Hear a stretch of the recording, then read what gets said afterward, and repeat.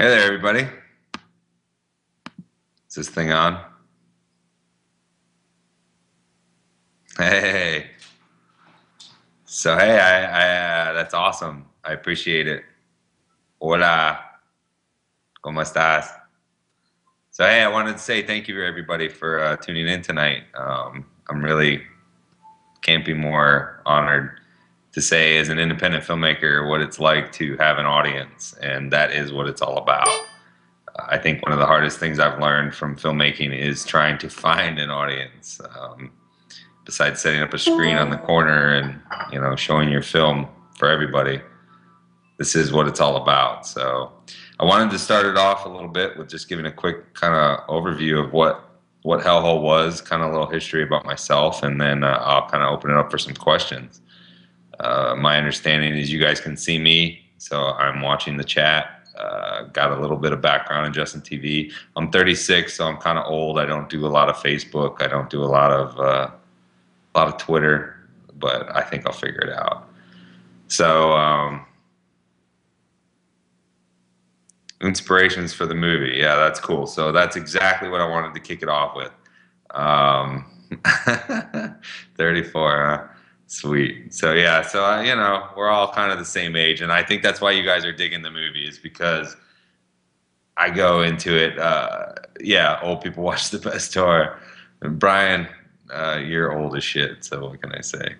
So we came from a generation in the 70s and 80s, growing up, where we didn't have constant YouTube, we didn't have 24/7 television, we didn't know, how to get this stuff. We had to go ride our bikes to the video store. We had to, sneak VHS recordings of Friday the 13th. So, with that respect, like my background in horror and just comedy, it just comes from just wanting to tell a good story and some good entertainment. So, I love horror films. I'm a huge horror addict. I asked my wife, I have over 200 DVDs of just like the cheesiest 80s, 90s type of horror films. Got a couple sprinkled in, like Zombieland, Shaun of the Dead from the 2000s. Um, cool. Yeah, I'll definitely repeat those questions back. Full screen. Who got to see the chat? Okay. Gilbert Gottfried, USA Up All Night. I love that. That's totally right. And so, like, that introduced me to things like Toxic Avenger, right? Really, really just really bad movies, but they have turned into cult classics that I watch now, and it's good fun. And so, the background, Rhonda Shear, of course. Tell you some stories about Rhonda Shear. So back to Hellhole. The original concept was, so I love Evil Dead. I love those movies, and Bill and Ted. And so I was like, Evil Dead, Bill and Ted, that kind of rhymes. What could I do with that? I love the Bill and Ted type of movies where it was like two dudes that were incapable of doing things. And I'll get you a little bit further into the background of Hellhole. Is the TV show The Reaper. It was one of the shining lights, I felt like, that was out in the last 5 or 6 years, that had two characters on it, and I'll go ahead and say it, Rick and Tyler. Those were the two inspirations for the characters when I sat down and wrote the script for Hellhole. If you ever watched the television show The Reaper, those guys were hysterical. Their characters' names were Rick and Tyler. I thought they could have had a show off to the side. Obviously, the money men didn't see that possible. So I decided to try to write my own movie around that. When that show got canceled, I was kind of bummed. I was like, that was the show that had a little bit of, yeah, the WB show, exactly. I think it's the CW now, but it used to be the WB.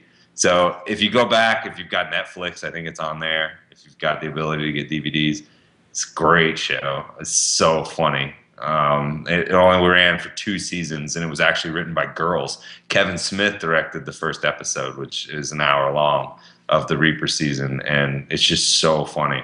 The dude from Tucker and Dale Meets Evil, right now his name is escaping me, but he played the Tyler character. What's his name? Do you remember?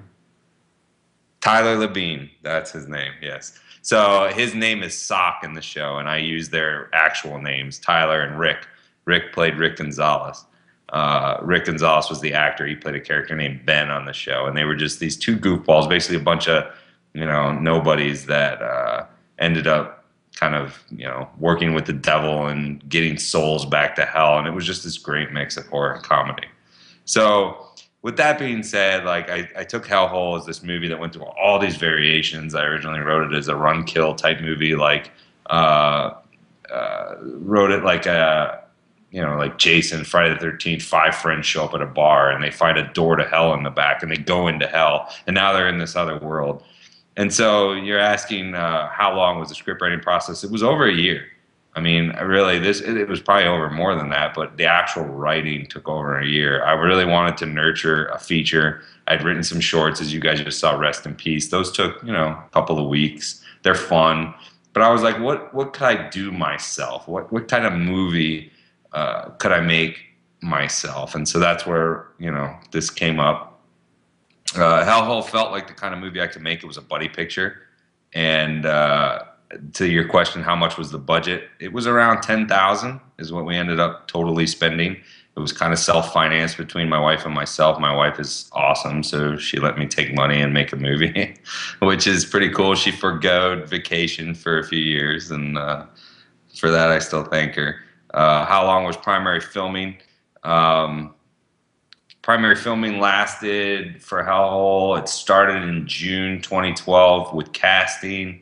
We shot, so we did production and casting for about 3 months. We shot in September for a week straight. It was a 6-day shoot, 7 if you count some of the extra stuff we had to go back and get.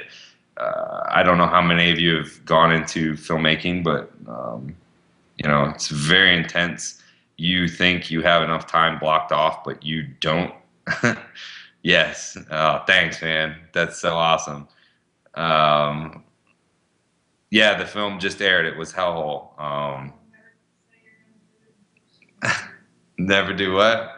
Never tell everybody, don't worry about it. Yeah, don't tell people. So my wife just reminded me one of my biggest things was, and you saw I was doing some chat. Don't tell people that you're going to fix it in post. Okay, make sure that you do it on set for everything you can, because post is grueling. So if we go back to the timeline of Hellhole, it was about 8 months of production, from pre-production to filming to post-production was about 8 months of time, almost even more. And I work a full-time job. Obviously, I don't get paid for this right now, so the full-time job pays the bills. This is a passion. We want to make it happen. Like I said, we kind of just did it. And yeah, it was just weekends, evenings, sneaking it in on lunch breaks, making it work. Yeah, totally. And all movies are made in post, but I guess my advice or my thought is, my learning after the fact is, I said so much of that. I was like, oh, the cop car's got letters on it. We'll fix it in post. Oh, there's a beer cans in the back because we drank a lot of those. We'll fix it in post. It was like, that was my thing. And even the actors were tired of hearing it. But I was like, oh, I'm the guy that's going to do it. I'll fix it in post. Don't worry about, sitting her on the wet grass. Let's put a blanket under her. I'll take it out in post. And then when I got to post, I was like, holy shit, that's like, 18 hours plus worth of work. So, yeah. And that's exactly it, right? I covered the painting with a sign, and it was like, I think that's my biggest advice is don't take things for granted that you can film for real, and take your time with the story. The script to me is number one. I took about over a year to write the full script. It went through so many variations. I took many inspirations, so I got happy with it, and I started showing it to people. Don't be afraid to show it to people too. And make sure you get lots of feedback. Don't be afraid of feedback, and take that and revise the shit out of it. Make it your own, but also understand that you're selling this. It is for the audience. Let's see. Imagine the fear you would have for the post is that you have an incredible editor on board every time if you work that way. Yes, exactly.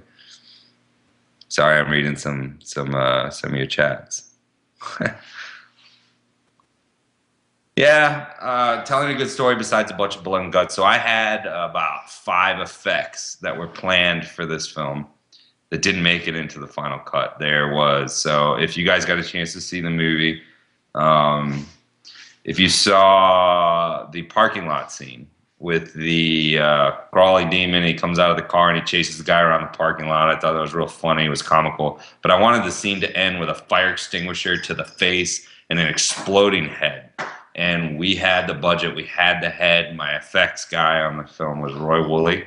He's the head effects guy at Netherworld here in Atlanta. And yeah, so I did prefer practical effects. I tried to mix those with green screen and practical effects. However, I still feel like, you know, being a kid who's 36 now, but a kid from the 80s, that I just liked it so much better when they blew up a head. You know, I hate to bring up his name because a lot of people give him crap, but Michael Bay. He does a great job of mixing CGI and real world effects. So he'll do a car chase and he'll actually go film the car chase. But he'll enhance it with CGI. And so that was kind of my take on filmmaking, and it is still today. If I'm going to blow up a head, I'm going to blow it up for real, and I'm going to enhance it and make it even grosser with CGI. So that's kind of my take on that. We tried to do an effect, and to be honest, like, because of the budget constraints, I know 10,000. Like, wow, you did a feature for 10,000. Well, we had to cut a ton of shit out of it, and part of that was blowing up heads. It just looked so bad, and at the end of the day, if it doesn't help the story and it's just a cheesy effect, why use it? You know, it's just killing the story.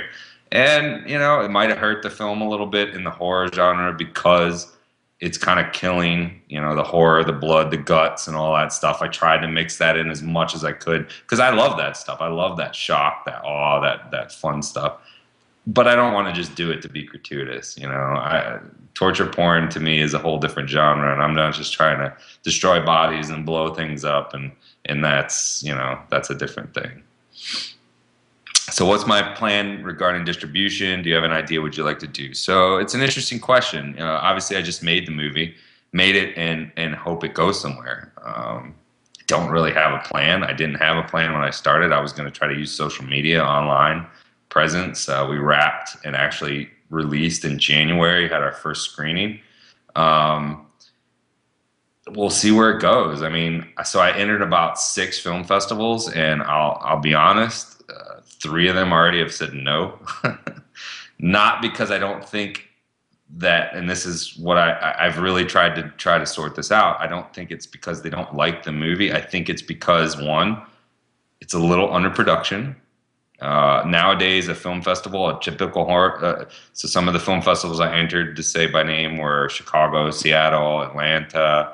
You know, some of these places, a lot of them have said no, and I think it's because the typical ticket price to get into a weekend film festival these days is over $150. And in that, the people that have gone, even myself that have gone to see these, they are overly produced, really pretty things to look at without any story. I always had the reverse mindset of it should be all about the story, and the production should help it. And so where I'm at right now is trying to find that budget. So I would rather focus more on story and lack in production. You know, obviously you don't want to make something homemade with your home video camera, and that's not cool. But keep the production level as high as you can afford and make that story worth watching. And if you can do that, I feel like the audience will eventually find you, versus let me overproduce something and neglect on the story. And so that's kind of where I stand with the distribution deal. You know, the film festivals have been turning it down. That's their choice. I get it. Plus, it's a horror comedy. That's one of the hardest genres to sell because it is one or the other. People, you know, I hate to say the audience is like one or the other, but there is an audience for it. I mean, Bruce Campbell isn't a superstar for no reason, right? No shit, exactly. And so that's what I'm saying. It's like, I feel like it'll find its audience. It just might take some time. Yeah, it sucks, exactly. And so that's just the reality of filmmaking.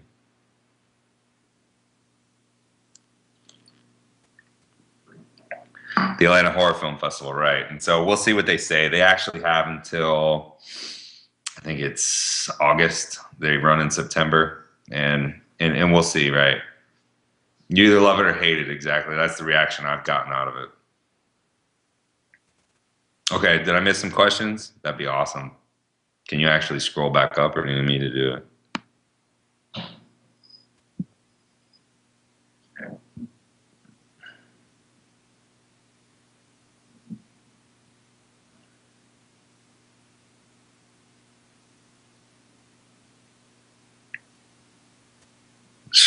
gosh, sweet. Oh, wow, that's a great question. Who asked the question about safety? This was a huge learning lesson on set. I'd love to discuss it. Injuries, mishaps, or funny stories, yes. And so, if you guys got a chance to see the movie, you saw the film where they roll up and they find Ted dead, right? I will totally answer that question next. How many movies have I done? So the first question about the safety on set. The first thing that comes to mind is, pretty much it was a pretty safe set. I keep everybody back if we do anything weird. No real guns were used. Obviously, there was guns in the movie. They were all air guns, BB pistols. I won't let real guns on set. It's just too weird. Unless you have the budget to hire 5 people to look after them, it's not worth the risk. So everything was fake. It was air guns bought off Amazon.com. Super simple. Nothing was loaded.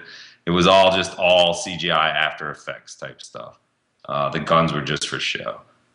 One of the biggest accidents I could talk about, yes, thank you. Brandon Lee was the man. One of the things I could talk about that did happen on set, which I didn't predict for, was if you got a chance to see the movie and you were part of them pulling up to the scene where Ted, who was their manager, had died in the car. And so the van pulls up. They had been trying to leave town, and they pull back up into the set. So I didn't realize until the moment it happened that my lead actor had not had a driver's license, and he's 22 years old. He pulls up into the set and didn't put the van in park. He tries to step out of the vehicle and hit the gas instead of the brake. So now you've got the other actor also trying to step out of the vehicle, and the camera, if you see the shot, is dead center to the van, coming directly at it. I mean, we're 50 feet from the front of this thing, and it's a big 2,000 plus ton van, and it's coming at us.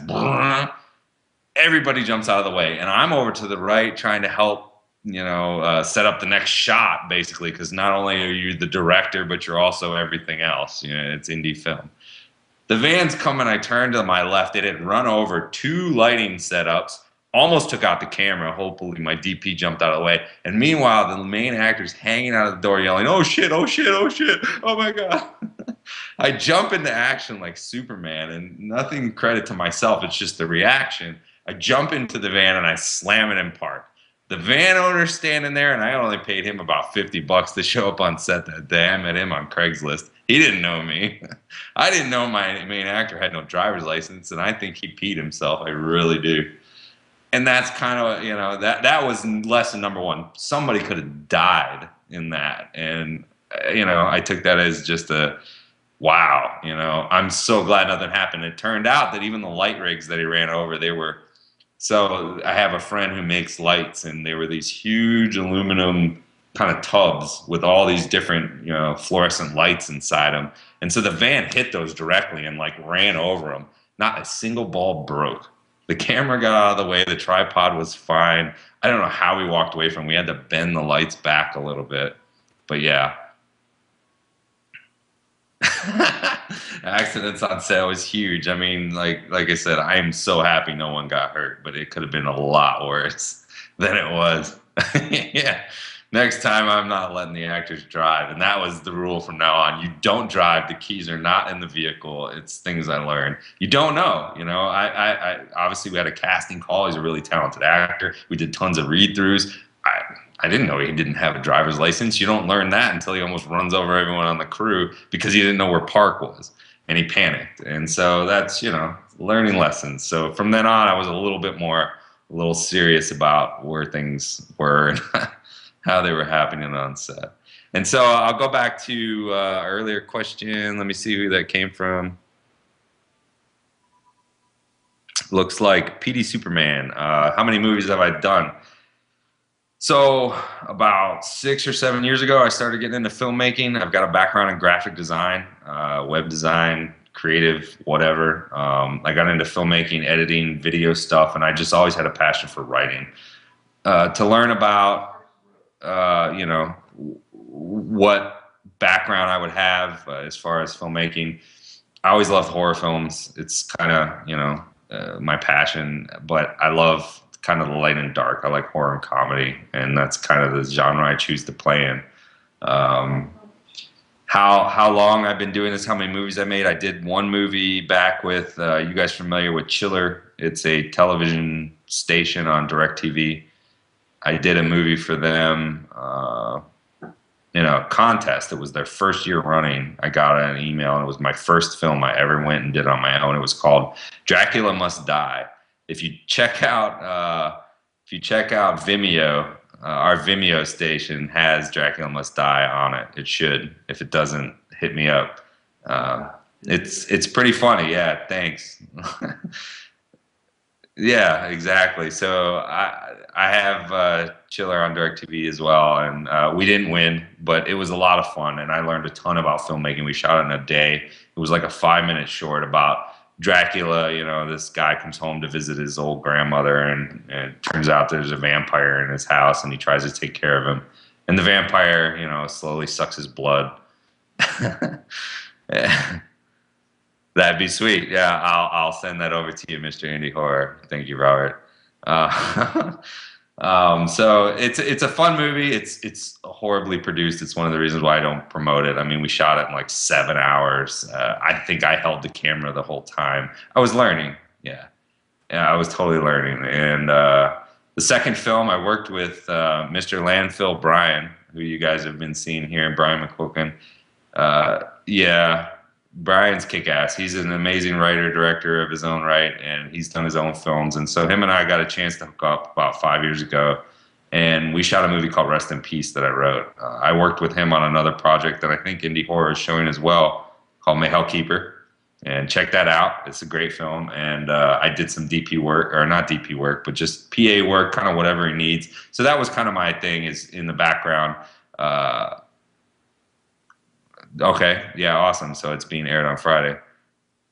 What films influenced you to start making movies, be it horror or otherwise? I would say, like I said, Bill and Ted. I'll go back to just all the great 80s movies, 16 Candles. They were fun, you know, Breakfast Club, Gone with the Wind. No, I can't say Gone with the Wind. That would be kind of funny though, to do Gone with the Wind like zombie style. Like zombies are big now, so how fun would that be? So yeah, movies like that, like just fun movies. Like I've seen some fun movies in recent past. Hall Pass was one that I saw that was friggin' hysterical. Like I love to laugh. I love to be scared.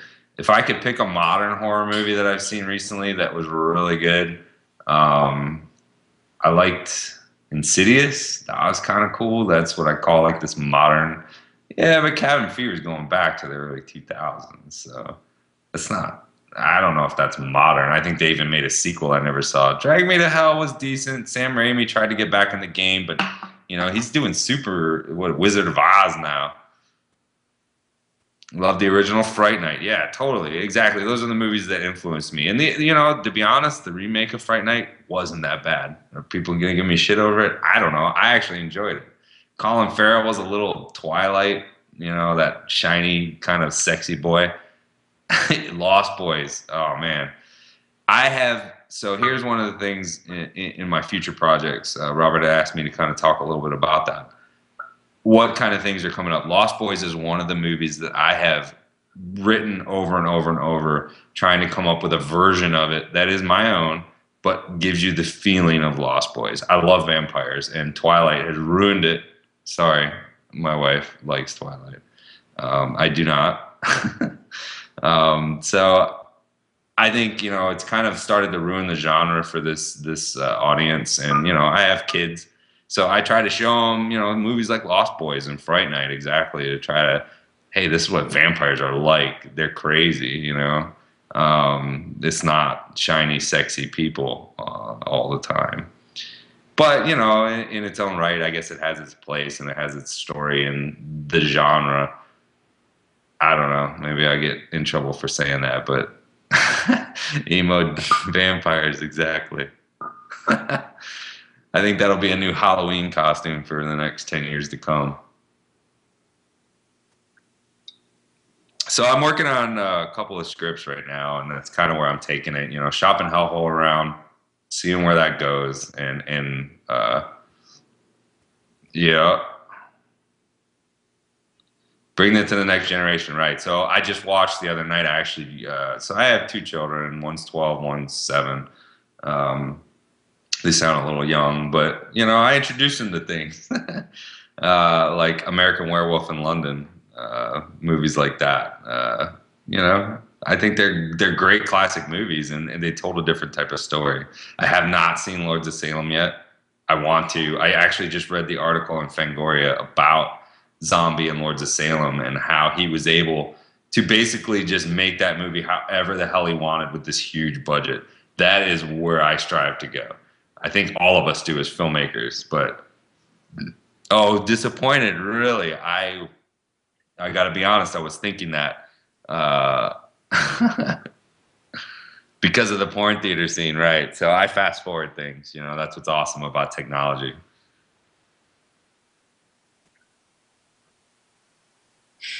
Which house do you refer to in Lords of Salem?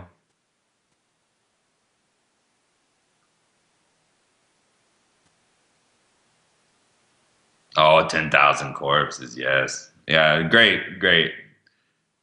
Zombie is a mind of its own. Like I think I was commenting during the film, uh, he is the kind of person that, like, you know, when he was head of White Zombie, it was like, really, you're gonna make movies one day? No way, you know.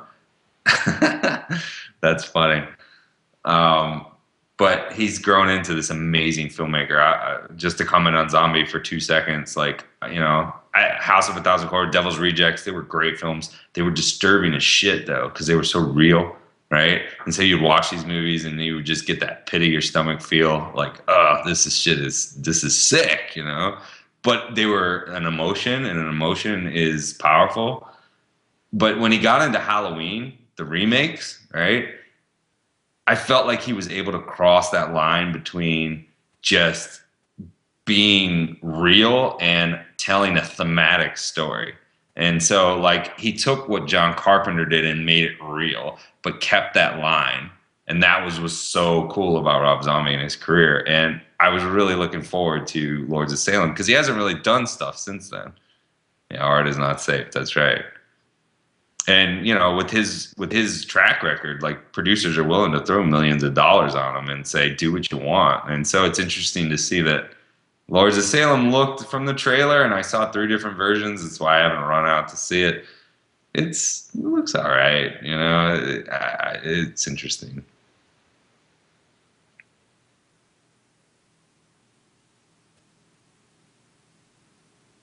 Cut in slow motion with girls being found in the shed.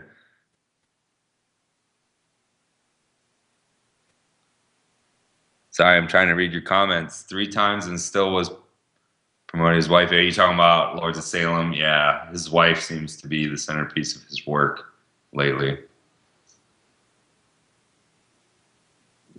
Which, you know, it's his wife. What are you gonna do? He's okay to make any movie he wants, but House of a Thousand Corpses is way better. I agree. So yeah, you know, where I hope to take this from here, I'm working on a couple of scripts. One is a vampire film in the vein of Lost Boys. I don't know. I'll answer this question. When you watch horror movies, do you watch them to be scared, enjoy the kill scenes, effects, or do you watch them to sort of motivate or inspire future work? I think it's a mix of everything. I really do. I first and foremost, my number one rule is I need to be entertained. I don't watch any movie. That's why I don't watch reality television, to just be in reality. Like, I live reality every day. Who the shit wants to come home and watch more of that, right? I want to be entertained. And entertainment comes from dramatic elements, comedic elements, scary elements. There's a mix of all kinds of things. And that's why I say it goes, the first element should be storytelling. If you don't have a decent script, you shouldn't be making a movie at all. The second part comes in the production. I believe in, you know, do what you can with the budget you have allotted. Try to cobble together whatever you can. With Hellhole, for example, 90% of it was free.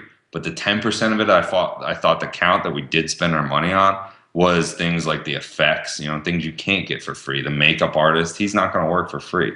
You can find a ton of actors in your area that are willing to work for free, especially a lot of the younger ones. And I don't mean for free like you should abuse them. I mean for free like, they want some work too. So after the movie's cut, give them their piece, give them their reel, help them out in their career as well.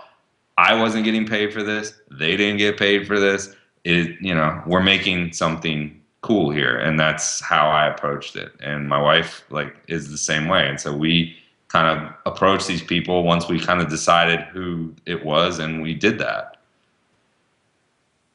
Yeah, exactly. What's the newest thing? Go check it. What's this Duck Dynasty? This shit? No. I've never seen it. I know of it, but I won't watch it. Making sure a good food spread was yes, exactly. So monetary fucking game. Agree. I won't watch that stuff. Cats from Hell on the Animal Planet. I just won't watch it. It's just stupid. So monetary, I'll answer that question real quick. For compensating talent, like I said, you got to pick and choose your battles. I wanted high quality acting, but obviously didn't have any money for it. And so, you hold open auditions and you tell them straight up, hey, this is an independent film. We don't have funds to pay you. And we found if you guys saw the film, found a lot of really talented actors and actresses that, were willing to do it without a paycheck.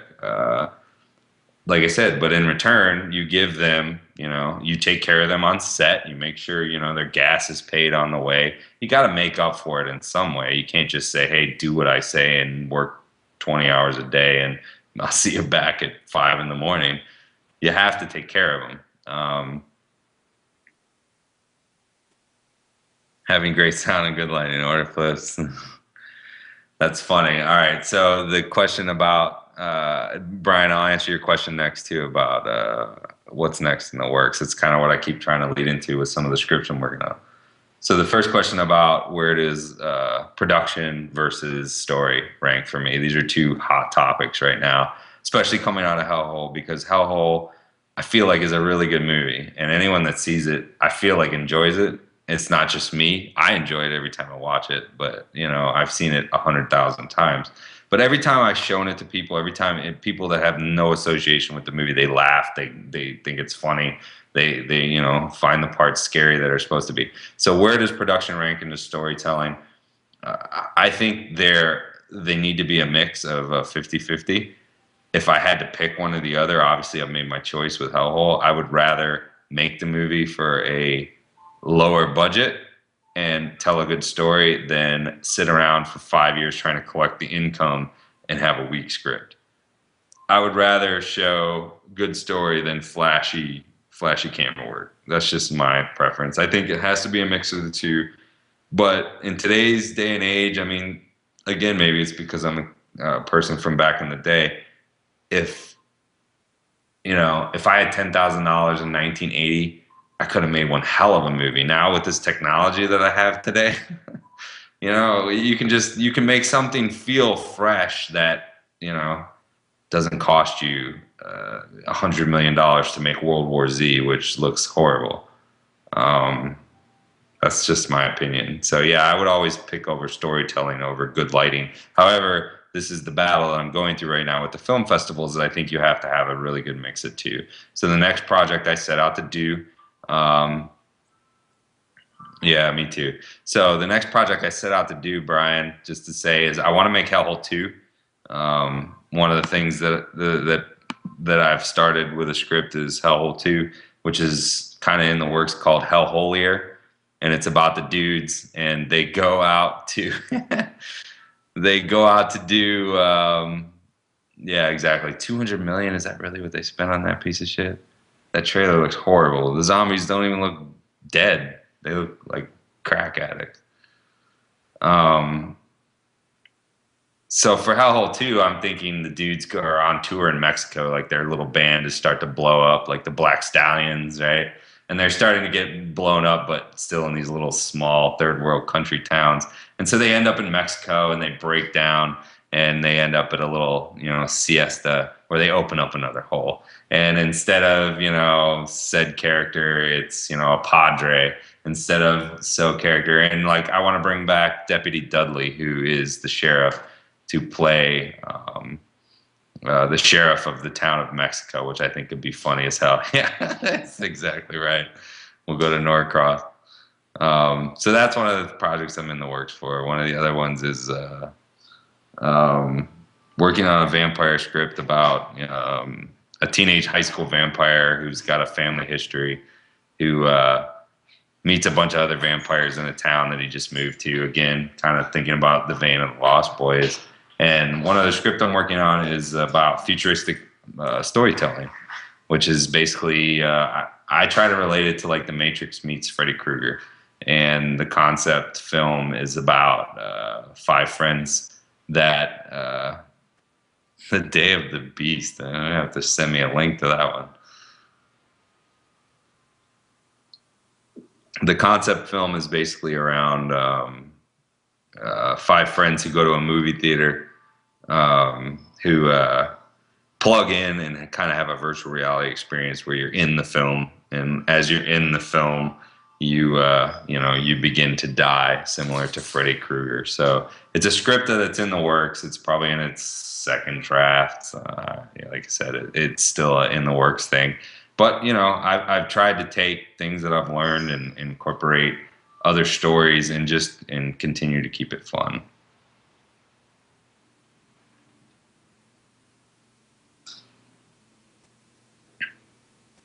So I know we're running up close to almost an hour. Does anyone else have any kind of production questions or questions around the film in general?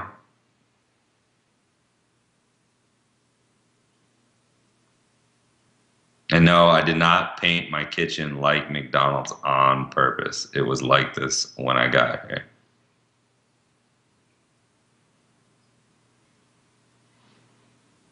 Red and yellow, baby. Yes, good point. So if you'll notice in Hellhole,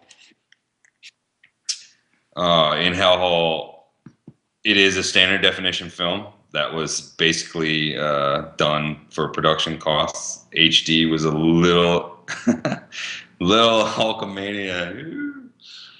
That was a little too expensive to do HD, and I didn't feel like it was needed. Again, I was trying to do something in the vein of a 70s, 80s type old school movie in my mind. So standard def totally worked. Plus it kept it, manageable, kept the files manageable.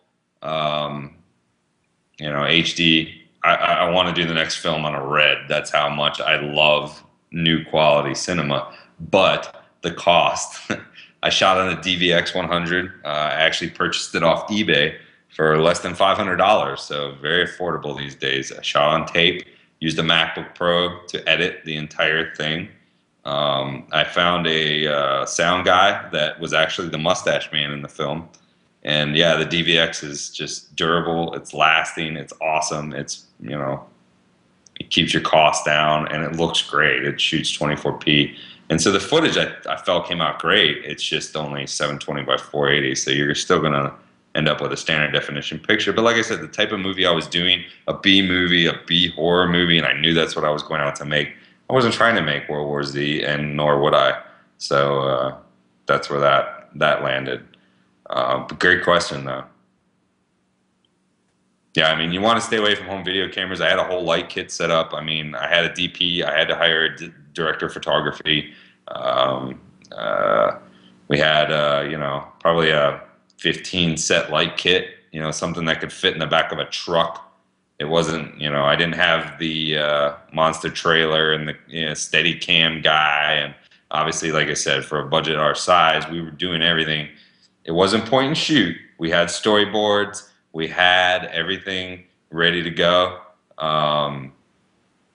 We made sure we planned out every shot every single morning. We had a production schedule. I mean, those are some of the most important things you have to think about, especially when you're managing a budget. Because when it came down to day 6, you can ask my wife, We didn't have any money left, and we still had 2 days left to go. And you just got to figure it out. You got to just keep going. One of the questions came up during the chat about the police cars. Yeah, one of the biggest things in the movie was getting a police car. There's a company here in Atlanta um, that rents police cars, and the police cars are about $200 a day, and he'll deliver them to you for $50 a mile or something retarded. So by the time you're done, you're spending $6,000 just to get a police car that says Atlanta on the side of it. I didn't have that kind of money, so what's the next best option? Contact the local police department, rent them as security, and for an extra $5, they'll bring their car. I found that out by just making some phone calls. So we were able to shoot in 3 different cities. I was able to arrange Crown Victoria's late model, as you saw in the film, trying to match them all up, and then it kind of worked out in the end. Oh, thank you. The production was great. I really appreciate that. What would I say to get the filmmaker started? I'd say concentrate on your script.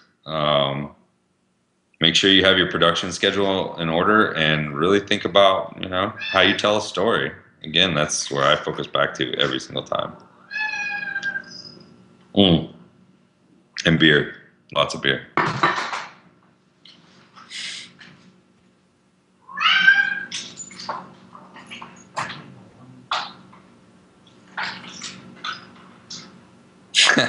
Maybe. If you ask it nice.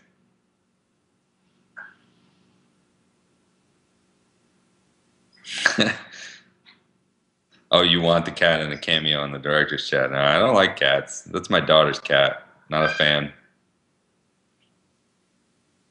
I was forced into this one. I feed it. That's about it.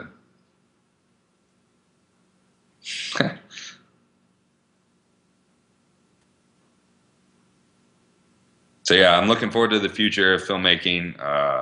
I'll just say in closing, thank you so much, everyone, for attending. I really appreciate the support. Continue to help me promote Hellhole. May take a few years. I just believe that this movie one day will be a cult classic. You never know. You can't stop. I'll continue to promote it. We'll see where it goes. And again, thank you, everyone. And thank you, Indie Horror TV, because I really believe in this channel. This is awesome. One of the biggest things I started thinking about was getting outside of the filmmaker film festival circuit. Like, okay, that's the thing. Like, make a movie, jump into the film festival. What else can you do? I mean, we have the internet at our fingertips. How else can I do this? Because one of the biggest things you got to remember too is keep a value to your film. If you put your heart, your energy, your money into your project, the film has value. So don't just give it out for free. Remember that, and but also kind of weight that against an audience. You got to build an audience, and that's what I'm learning right now. So, thank you, everybody.